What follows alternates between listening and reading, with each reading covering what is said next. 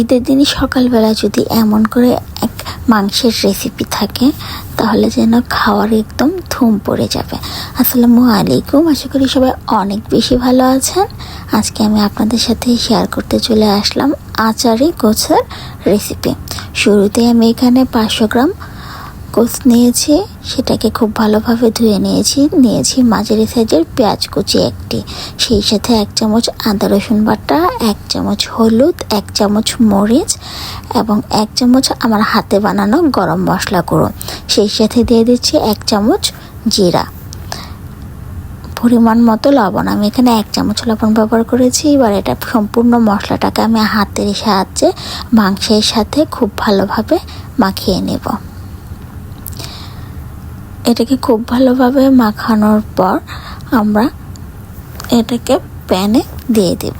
এই তো আমার হাতে মাখানো হলো। এবার চুলায় আমি প্যান বসিয়ে নিয়েছি, দিয়ে দিচ্ছি প্রায় 3 চামচের মতো সরিষার তেল এবং হাফ কাপের থেকে একটু কম সয়াবিন তেল। এবার দিয়ে দিচ্ছি 5-6টি শুকনো মরিচ, সেই সাথে অ্যাড করে দিচ্ছি 1 চামচ 5 ফোড়ন। এটি যখন ফুটতে শুরু করবে তখন আগে থেকে মাখিয়ে রাখা মাংসটাকে আমি এখানে দিয়ে দেব। মাংসটাকে আমি এই তেলে দিয়ে একটু ভালোভাবে নাড়িয়ে চাড়িয়ে নেব। এটাকে খুব ভালোভাবে নাড়িয়ে চাড়িয়ে নিতে হবে, নিচের দিক যেন লেগে না যায় সেদিকে লক্ষ্য রাখতে হবে। চুলার আঁচটাকে মিডিয়ামে আমি রেখেছি। এবার এটাকে খুব ভালোভাবে নাড়িয়ে চাড়িয়ে সব মশলা একসাথে মিশিয়ে নিচ্ছি।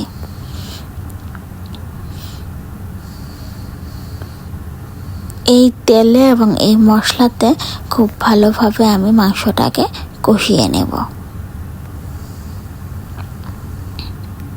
মাংসটা যখন উপর দিক দিয়ে তেল উঠতে শুরু করবে তখন আমি এখানে সিদ্ধ হওয়ার জন্য পানি অ্যাড করে দিব। দেখতে পাচ্ছেন এটা অনেকটাই কষানো হয়ে গেছে। এবার আমি এখানে আস্ত কয়েকটা রসুনের কোয়া দিয়ে দিচ্ছি। চাইলে আপনারা এটাকে একটু থেতো করে দিতে পারেন, আমি এটাকে আস্তে দিয়েছি। এবার আবার একটু নাড়িয়ে চাড়িয়ে নিব।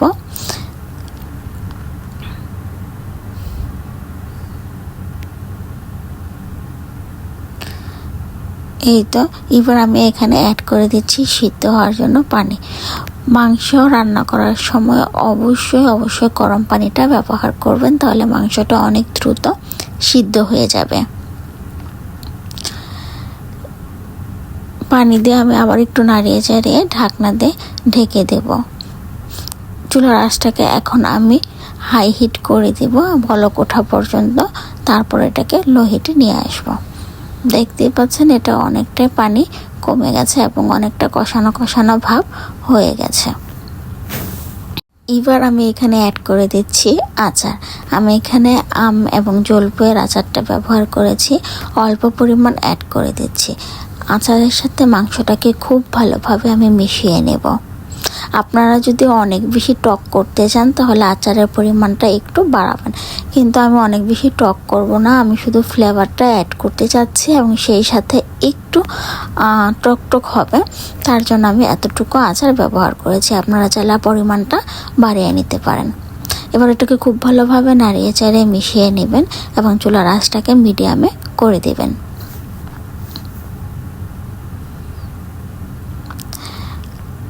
রান্না করা অবস্থায় মাংসের কালারটা অনেক বেশি সুন্দর হয়ে যাবে। চুলার আঁচটাকে মিডিয়ামে রাখছি এবং এটা যতটা ভালোভাবে কষানো হতে থাকবে তত এটার কালারটা সুন্দর হতে শুরু করবে। দেখতেই পাচ্ছেন এটার কালারটা কতটা সুন্দর হয়ে গেছে। আমি এবার এটাকে আরও 5 থেকে 7 মিনিটের মতো চুলায় রাখবো, তবে চুলার আঁচটাকে একদম লো করে দেব এবং ধীরে ধীরে এটার কালারটা অনেক বেশি সুন্দর হতে শুরু করবে। এই তো রান্না করা হয়ে গেল আমার আচারি গোছ। খুব সহজ একটি রেসিপি, কিন্তু খেতে অসাধারণ টেস্ট। চাইলে আপনি এটা খিচুড়ির সাথে, সকালবেলা গরম ভাতের সাথে, খিচুড়ির সাথে খেতে পারেন। ঈদের দিন সকালবেলা যদি এমন একটি রেসিপি থাকে তাহলে যেন বাসায় খাওয়ার একটা ধুম লেগে যাবে। ভিডিওটি যদি ভালো লেগে থাকে অবশ্যই লাইক, কমেন্ট, শেয়ার, সেই সাথে আমার চ্যানেলটি সাবস্ক্রাইব করে দেবেন। আপনারা যদি আমার ফেসবুক পেজ থেকে আমার ভিডিওটি দেখেন, কষ্ট করে হলেও আমার পেজে একটি ফলো দিয়ে দিবেন। সবাই অনেক বেশি ভালো থাকবেন। আল্লাহ হাফেজ।